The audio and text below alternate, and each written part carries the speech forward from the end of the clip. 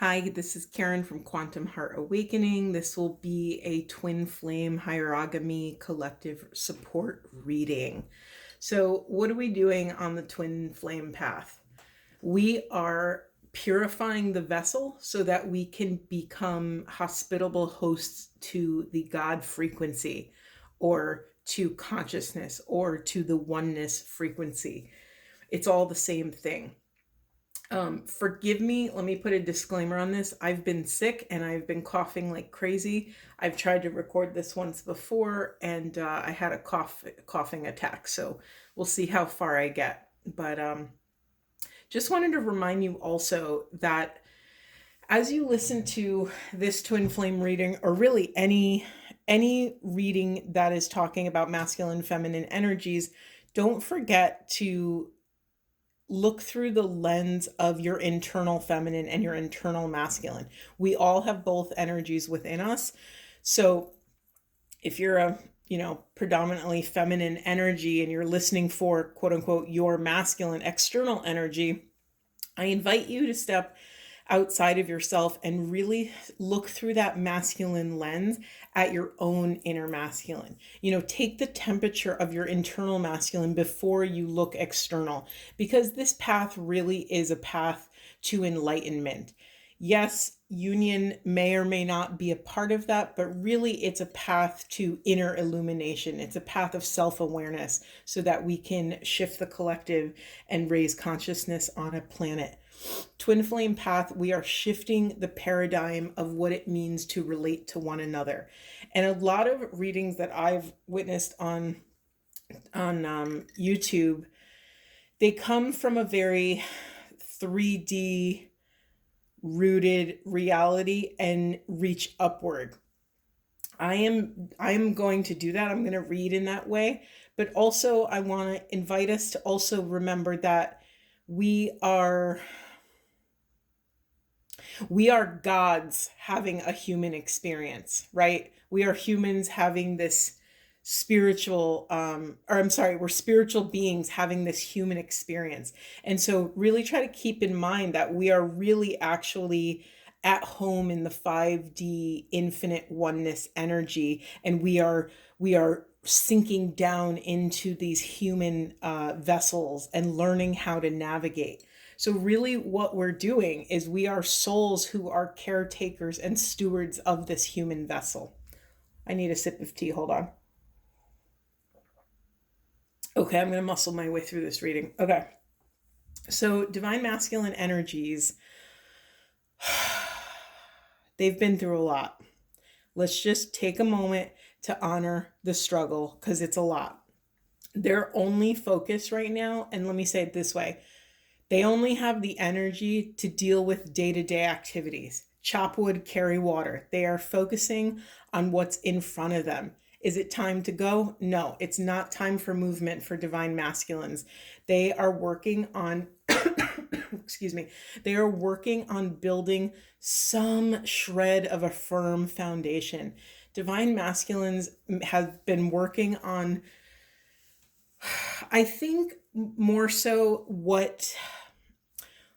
I think the masculine energies have been evaluating for so long what even is a foundation. Where do they feel at home? What do they even want to invest their energy in building?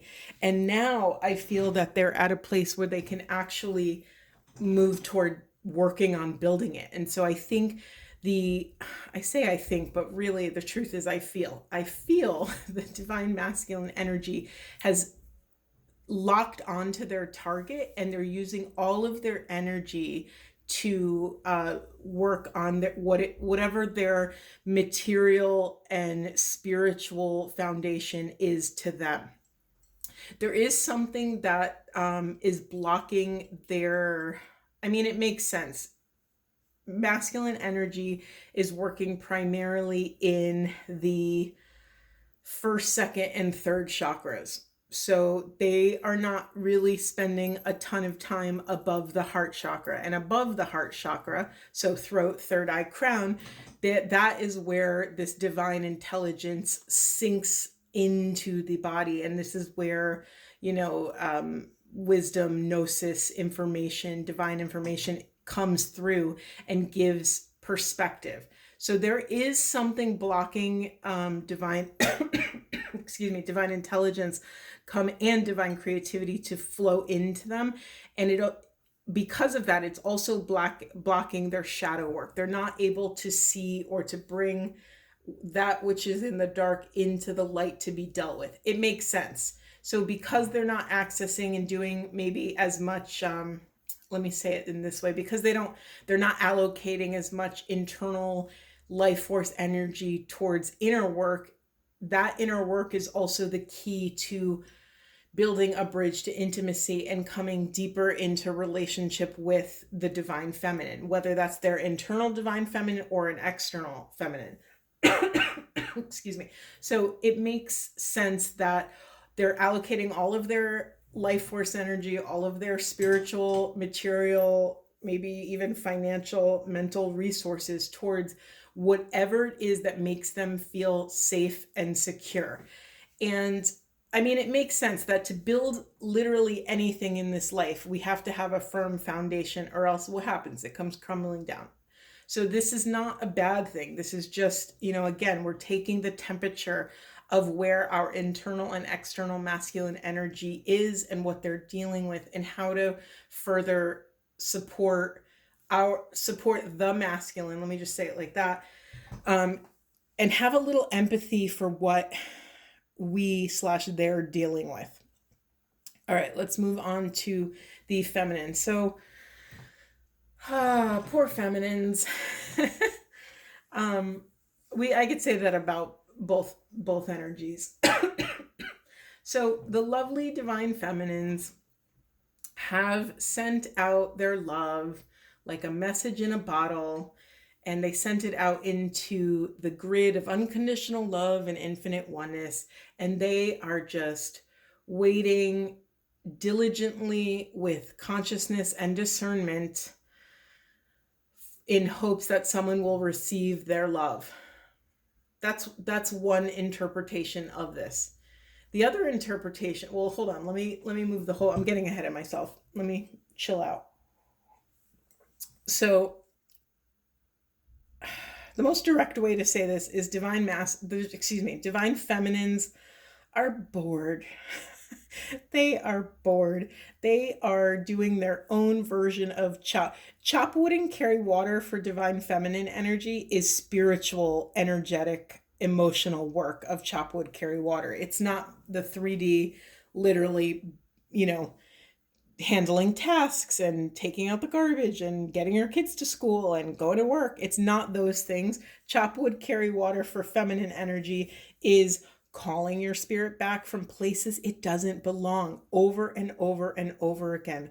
Calling our internal awareness back from rejection wounds, abandonment wounds,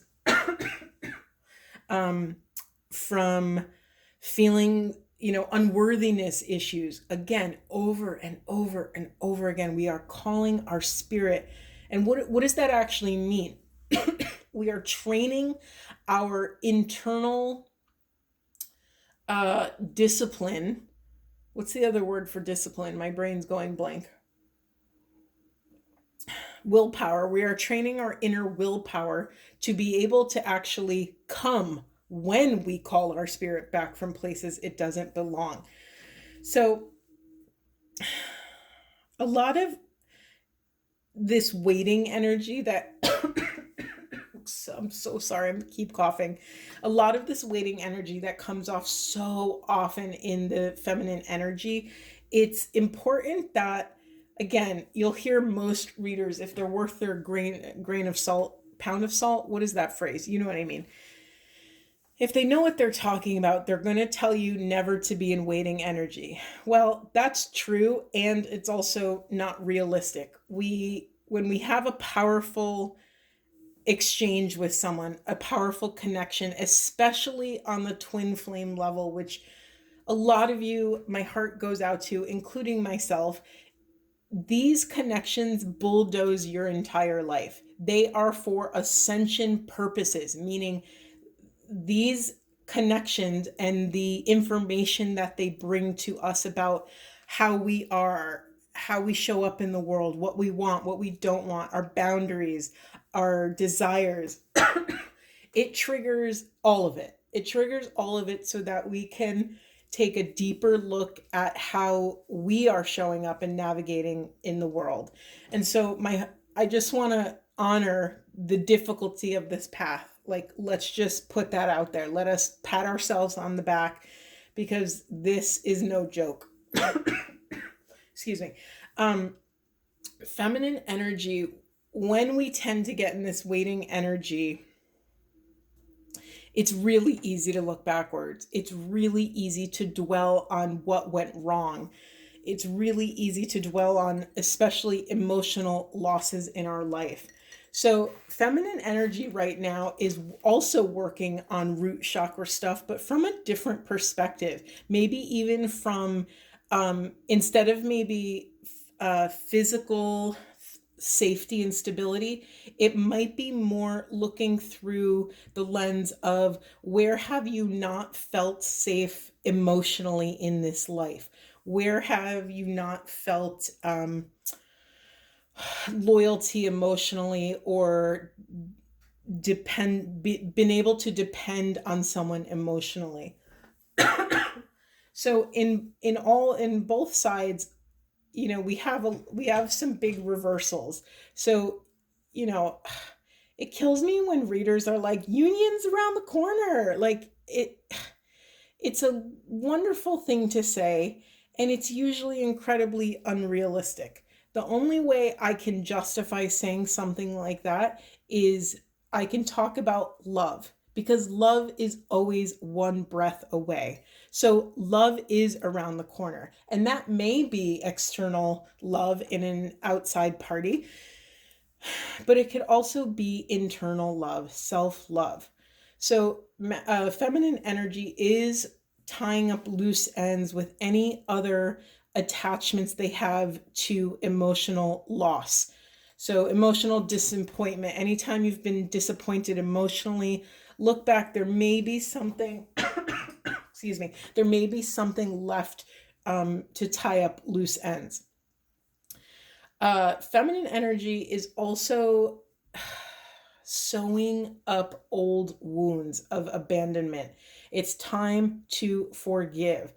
The other thing that's really interesting here is feminine energy is actually, I think, also being, well, I'll get into this into the union because it shows up there as well. But feminine energy is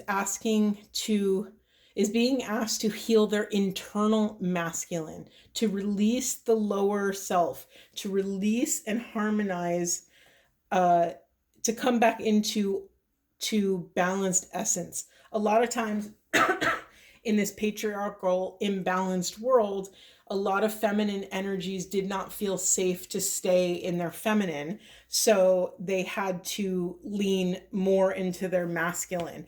And this might not be where they've been the most comfortable. And I can speak from my own experience that I've had to do a lot of healing with my inner masculine, because my inner masculine, let me say this properly, my inner masculine ended up picking up pretty horrible patterns of power and abuse from just our culture. And so I discovered that my inner masculine was actually a tyrant over my inner feminine. And that's something I really had to spend many years. I mean, I'm still healing it. It's all a work in progress. But that was something that really shocked me, because how my inner masculine treated my inner feminine, because of those patterns that I was accustomed to, that's also what I tolerated from external masculines out in the world. And that was a really unhealthy and scary and hard pill to swallow once I started doing that work. All right. One more sip. Hold on. Okay, you guys are the best. And thank you so much for your patience and understanding as I cough my way through this. Okay, here we go. Inner union path. So again, it's just, the cards it just blows my mind. The cards don't lie. And we got the yang energy in the primary position, which tells me that both parties are, let me say this, I say parties, let me check myself and say both energies are, their homework is masculine stuff, masculine energy. I mean, can it be any clearer? We got the yang card and we got TikTok. Like TikTok, like let's go guys. Let's take ownership of our masculine crap and call our inner and external masculines to something higher. So next level, we get solitude in the waiting game. I wish I could say that solitude hasn't given me incredible gifts. Like, no one wants to hear that we have to be in solitude, and you don't have to be. We don't do this work. How I've said it in the past is we are one consciousness. We are never ever ever doing this work in a vacuum. However, sometimes we do have to create strategic pockets of solitude so that we can even sort out what the heck all of this is. This is not an airy fairy tarot reading. This is not light and fluffy. This is deep psychological, spiritual, mental, emotional, physical, energetic work. And it takes space and patience and time. So don't beat yourself up if all of this is insanely overwhelming. That's normal. So union energies are both in waiting energy. A new beginning is not happening yet. However, we are again struggling to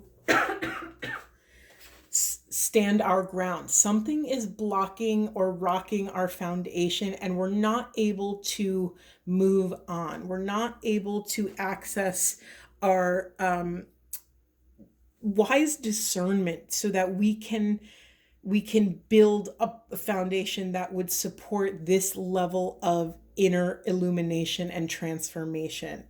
Again, we have another card about grounding, aligning with abundance. This is the goal, right? This is the ultimate goal, that we want to align with these, with unity consciousness, with total oneness, with the abundance of the universe, and start looking at the universe as not this thing that's outside of us, but actually that is our family. It's something we are a part of. It's something that we are. Nothing, how did I used to say it? Each thread vibrates the entire tapestry. That's the kind of artsy way I like to say it. Sorry, I'm just drinking my tea and thinking and feeling. Whew, yeah. Don't forget to take really deep breaths in regards to whatever is rising. Sorry, I was getting visuals along with this. I'm going to invite you to take space to journal about, what does a firm foundation mean to you? What does safety mean to you? These are different questions, but I'm just going to throw some at you, and whatever resonates the most, or whichever one feels the most uncomfortable to think about, that's your radar going off. Go towards that one. There's so many cards about grounding and foundation. So I invite you to look into what is safety to you, what is stability to you, and just journal, like stream of consciousness. Just let yourself, when I journal and I don't want to, like if you're not a natural journaler, excuse me, I'm so sorry. My writer friend gave me a great tip, and he said, just set a timer. Set a timer for like 7 minutes, or if that's way too overwhelming, do 3 minutes, do 5 minutes, whatever. I like 7. I don't know. It just feels like it just always worked out for me, 7 minutes. And then eventually that became so easy. I could do 10, 15. It was just, you get on a roll and it becomes much easier. So yeah, to recap, both energies are working on their inner masculine and what that inner masculine needs to feel safe in this world, to feel strong, because that masculine energy really is the energy that will build your internal structures that your feminine will be able to flow through. Be patient, be kind, drink a lot of water, keep breathing, and I'm sending you all a lot of love.